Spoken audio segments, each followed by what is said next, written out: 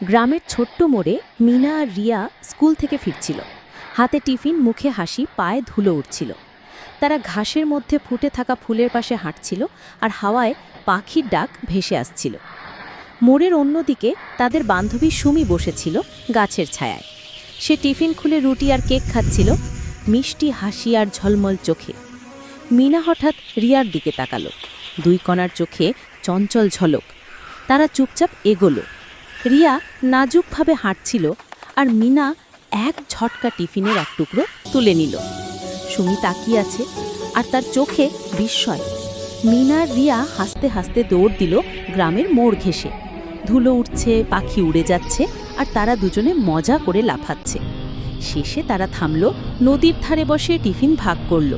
সব রুটি আর কেক তিনজনের মধ্যে সমানভাবে চলে গেল।